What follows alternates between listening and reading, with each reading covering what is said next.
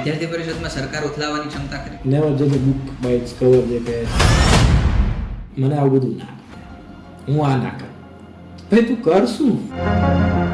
એ દેશના પ્રધાનમંત્રી કે નરેન્દ્ર મોદીને પગે નથી લાગતું. પણ હું આઈ એમ ગ્રેટફુલ કે મને એબીવીપી મળ્યું. We are a permanent organization of a floating population. કે ભાઈ આ સત્તા પાડી દેવી છે, દેટ ઇઝ એબીવીપી, અને that is ABVP's work system. મને લાગે કરવાનું તો એ એબીવીપી.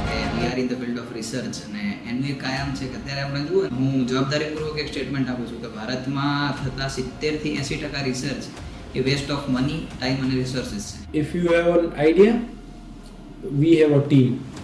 એટલે પણ હવે એવું કહે છે કે if you have a theme, we have a team. વિદ્યાર્થી જીવનમાં વન સ્ટોપ સોલ્યુશન કહી શકાય. જ્યારે કે એવું લાગે છે કે બધી દુઃખની જ વાત કરે છે, પણ હવે છે કે સમાજ માટે કંઈક કામ કરવાનું અથવા તો સમાજ દેશ માટે. ત્યારે ઇન્દિરા ગાંધીને એ ડર મહેસૂસ થાય છે કે આજનો યુવાન આવતીકાલનો નાગરિક છે. એટલે હવે શું કામ? પણ ત્યારે વિદ્યાર્થી પરિષદ કહે છે કે વિદ્યાર્થી પરિષદ આ દલગત રાજનીતિ માટે નથી. સરકાર ઉનકી હે પર સિસ્ટમ હમારા.